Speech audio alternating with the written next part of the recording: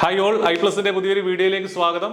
അപ്പോൾ സെപ്റ്റംബർ മാസത്തെ PSCയുടെ പരീക്ഷാ കലണ്ടർ വന്നിരിക്കുകയാണ്. അപ്പോൾ അതിൽ ഏറ്റവും പ്രധാനപ്പെട്ട ഒരു പരീക്ഷയായിട്ട് ടെക്നിക്കൽ വിങ്ങിലുള്ളത് ജൂനിയർ ഇൻസ്ട്രക്ടർ ഡ്രാഫ്റ്റ്സ്മാൻ സിവിൽ പരീക്ഷയാണ്. ഇപ്പോൾ ജൂനിയർ ഇൻസ്ട്രക്ടർ കുറേയേറെ നോട്ടിഫിക്കേഷൻസ് കഴിഞ്ഞ വർഷം വന്നിരുന്നു. അപ്പോൾ ആ കൂട്ടത്തിൽ നമുക്കറിയാം സെപ്റ്റംബർ മുതൽ ആ പരീക്ഷകൾ സ്റ്റാർട്ട് ചെയ്യും എന്ന് ഈ വർഷത്തെ ആനുവൽ കലണ്ടറിൽ ഉണ്ടായിരുന്നു. അപ്പോൾ അതിലെ ആദ്യത്തെ പരീക്ഷകളിൽ ഒന്നായിട്ട് വന്നിരിക്കുകയാണ് ജൂനിയർ ഇൻസ്ട്രക്ടർ ഡ്രാഫ്റ്റ്സ്മാൻ സിവിൽ എന്നുള്ളത്.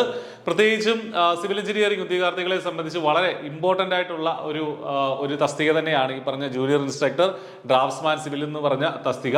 അപ്പോൾ അതിന്റെ എക്സാം ഡേറ്റ് എന്നാണ് വന്നിരിക്കുന്നത് നമുക്ക് നോക്കാം. കൂടാതെ സിലബസ് എന്താണ്, സിലബസ് എന്തെങ്കിലും മാറ്റങ്ങളുണ്ടോ തുടങ്ങിയ കാര്യങ്ങളൊക്കെയാണ് നമ്മൾ ഈ വീഡിയോയിൽ ഡിസ്കസ് ചെയ്യുന്നത്. അപ്പോൾ കാറ്റഗറി നമ്പർ 657/2023 കഴിഞ്ഞ വർഷം നമ്മൾ അപ്ലൈ ചെയ്ത പരീക്ഷയാണിത്. സിവിൽ എഞ്ചിനീയറിംഗിലെ ഡിപ്ലോമ ഒക്കെ ആയിരുന്നു ഇതിന്റെ ബേസിക് ആയിട്ടുള്ള ക്വാളിഫിക്കേഷൻ, അല്ലെങ്കിൽ ITI പ്ലസ് എക്സ്പീരിയൻസ് അല്ലെങ്കിൽ BTech ഒക്കെ ഉള്ളവർക്ക് അപ്ലൈ ചെയ്യാൻ പറ്റുന്ന പരീക്ഷ തന്നെയായിരുന്നു. കഴിഞ്ഞ വർഷം അപ്ലൈ ചെയ്തിട്ടുണ്ട് ഈ പരീക്ഷയ്ക്ക് വേണ്ടിയിട്ട്. നെയിം ഓഫ് ദ പോസ്റ്റ് നമുക്കറിയാം, ജൂനിയർ ഇൻസ്ട്രക്ടർ ഡ്രാഫ്റ്റ്സ്മാൻ സിവിൽ എന്നുള്ളതാണ് പോസ്റ്റിന്റെ പേര്. ഇപ്പൊ പരീക്ഷാ തീയതി കൃത്യമായിട്ട് വന്നിട്ടുണ്ട്. സെപ്റ്റംബർ 11 പരീക്ഷാ തീയതി. സെപ്റ്റംബർ 11 ഈ പരീക്ഷ നടക്കുക. അപ്പൊ ഇനി നമ്മുടെ മുന്നിൽ ഒരു 3 മാസമേ ഉള്ളൂ എന്നുള്ള കാര്യം കൃത്യമായിട്ട് മനസ്സിലാക്കുക. ഈ പരീക്ഷയ്ക്ക് വേണ്ടിയിട്ട് പ്രിപ്പയർ ചെയ്യുന്നവരെ സംബന്ധിച്ച് കുറച്ചും കൂടെ കൂടുതൽ നന്നായിട്ട് പഠിക്കാനായിട്ട് ഉള്ള സമയമാണിത്. കാരണം ഒത്തിരി പേര് ഇതിനു വേണ്ടി കോമ്പീറ്റ് ചെയ്യുന്നുണ്ട്. 20,000-ലേറെ പേര് ഈ പരീക്ഷയ്ക്ക് വേണ്ടിയിട്ട് അപ്ലൈ ചെയ്തിട്ടുണ്ട്. അപ്പൊ നന്നായിട്ട് പഠിച്ചാൽ മാത്രമേ നിങ്ങൾക്ക് എന്ത് സാധിക്കുകയുള്ളൂ, നല്ല റാങ്കിലേക്ക് എത്താനായിട്ട് സാധിക്കുള്ളൂ. വലിയ സാധ്യതയുള്ള ഒരു പോസ്റ്റ് തന്നെയാണ്. നോട്ടിഫിക്കേഷനിൽ വേക്കൻസികൾ ആന്റിസിപ്പേറ്റഡ് വേക്കൻസീസ് എന്നാണ് പറഞ്ഞിരുന്നത്. കൃത്യമായിട്ട് ഒരു വേക്കൻസിയുടെ എണ്ണം നോട്ടിഫിക്കേഷനിൽ ഉണ്ടായിരുന്നില്ല. പക്ഷേ കഴിഞ്ഞ തവണത്തെ പരീക്ഷ നടത്തി അതിന്റെ അഡ്വൈസിൽ നിന്ന് ഇതുവരെ 109 പേർക്ക് അഡ്വൈസുകൾ പോയിട്ടുണ്ട് എന്നുള്ളത് മനസ്സിലാക്കുക. 109 പേർക്ക്, അത് ജൂനിയർ ഇൻസ്ട്രക്ടർ തസ്തികളെ സംബന്ധിച്ച് വലിയൊരു നമ്പർ തന്നെയാണ് ഈ 109 എന്നുള്ളത് മറ്റ് പോസ്റ്റുകളെ കമ്പയർ ചെയ്ത് നോക്കുമ്പോൾ. അപ്പൊ അതുകൊണ്ട് തന്നെ മികച്ച സാധ്യതയുണ്ട്. ഇപ്പോഴും ആ റാങ്ക് ലിസ്റ്റ് അവസാനിക്കുന്നതേ ഉള്ളൂ. അപ്പൊ ഇനിയിപ്പോൾ ഈ പരീക്ഷ ഇപ്പോൾ നടന്ന അടുത്ത വർഷത്തേക്കൊക്കെ റാങ്ക് ലിസ്റ്റ് വരുള്ളൂ, ഫൈനൽ റാങ്ക് ലിസ്റ്റ് വരുള്ളൂ. അപ്പൊ അതുകൊണ്ട് തന്നെ ഒരുപാട് വേക്കൻസികൾ വരാൻ അടുത്ത ലിസ്റ്റിൽ നിന്നും പിന്നീട് 3 വർഷത്തെ കാലാവധിയുണ്ട്, അതിൽ നിന്നും വരാനുള്ള സാധ്യതയുണ്ട്. അപ്പൊ ഈ ഒരു ചാൻസ് മിസ്സാക്കരുത്. കൃത്യമായിട്ടുള്ള സിലബസും PSC പബ്ലിഷ് ചെയ്തിട്ടുണ്ട്. സിലബസിലേക്ക് നമുക്കൊന്ന് പോകാം. അതിനു മുന്നേ I+ ഈ പരീക്ഷയ്ക്ക് വേണ്ടിയിട്ട് ഓൾറെഡി ഇന്റൻസീവ് ആയിട്ടുള്ള കോച്ചിങ് സ്റ്റാർട്ട് ചെയ്തിട്ടുണ്ട്. ഒട്ടേറെ ഉദ്യോഗാർത്ഥികൾ I+ന്റെ കോഴ്സിൽ പഠിക്കുന്നുണ്ട്. അപ്പൊ ആ കൂട്ടത്തിൽ നിങ്ങൾക്കും ജോയിൻ ചെയ്യാനുള്ള അവസരമാണെന്ന്. ഫുൾ സിലബസ് നമ്മൾ കവർ ചെയ്യുന്ന രീതിയിലാണ് ക്ലാസ്സുകൾ അറേഞ്ച് ചെയ്തിട്ടുള്ളത്. കൂടാതെ PBQ ഡിസ്കഷൻസും അതുപോലെ തന്നെ മോക്ക് ടെസ്റ്റുകളും ഒക്കെ നമ്മുടെ കോഴ്സിൽ ഇൻക്ലൂഡഡ് ആയിരിക്കും. അപ്പോൾ ഇതിന്റെ ഒരു സിലബസിലേക്ക് പോവുകയാണെങ്കിൽ കഴിഞ്ഞ തവണത്തെ സിലബസിൽ നിന്ന് വലിയ മാറ്റങ്ങൾ ഉണ്ടായിട്ടില്ല എന്നുള്ളതാണ്. വലിയ മാറ്റങ്ങൾ നല്ല മാറ്റങ്ങളെ ഉണ്ടായിട്ടില്ല. കഴിഞ്ഞ തവണത്തെ സിലബസ് തന്നെയാണ് ഇത്തവണയും സിലബസ് ആയിട്ട് വന്നിരിക്കുന്നത്. 657/2023 എന്നുള്ള ആ ഒരു തസ്തികയിലേക്ക് ബിൽഡിംഗ് മെറ്റീരിയൽസ് 15 മാർക്കിന് ബിൽഡിംഗ് മെറ്റീരിയൽസിന്റെ പോർഷൻസിൽ നിന്നുള്ള ചോദ്യം ഉണ്ടാവും. എന്തൊക്കെയാണ് നമ്മൾ നോർമലി പഠിക്കുന്ന കാര്യങ്ങളൊക്കെ തന്നെ. Rock, stones, brick, lime, cement തുടങ്ങിയ കാര്യങ്ങളൊക്കെ അവിടെ വരും. Clay products, mortar, concrete, timber, paints, admixtures ഒക്കെയാണ് ഇതിനകത്ത് സിലബസിൽ വരിക. വളരെ ഇമ്പോർട്ടൻ്റ് ആയിട്ട് ടോപ്പിക്കാണ്.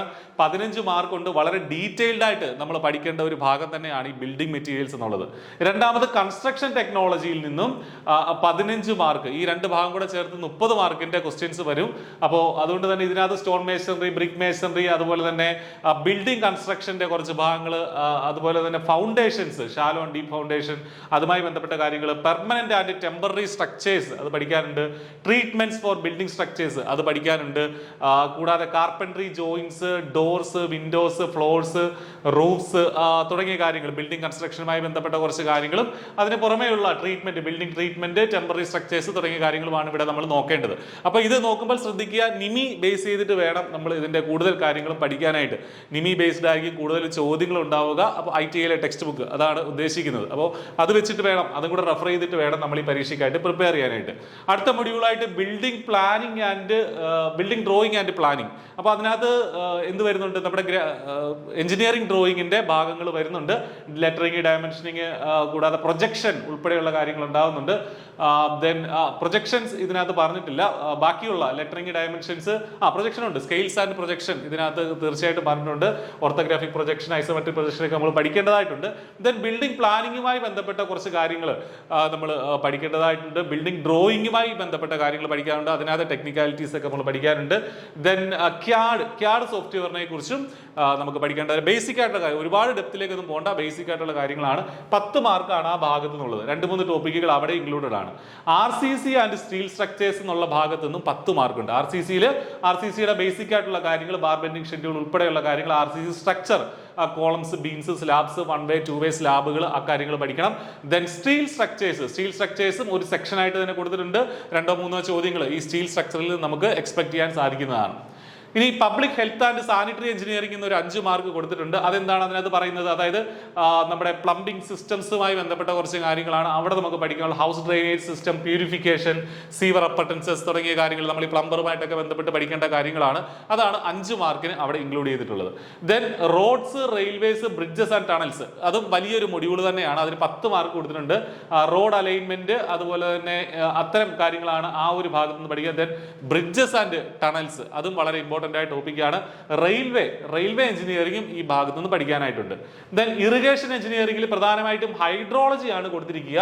ഹൈഡ്രോളജിക്ക് ശേഷം ഇറിഗേഷന്റെ storage, diversion, head works, hydro electric project, dams തുടങ്ങിയ കാര്യങ്ങൾ കൊടുത്തിട്ടുണ്ട്. അതിന് 10 മാർക്കാണ് ആ ഭാഗത്ത് നിന്നുള്ളത്. കനാൽസിന്റെ കനാൽ ഇറിഗേഷനും ഇതിനകത്ത് നമുക്ക് പഠിക്കേണ്ടതായിട്ടുണ്ട്.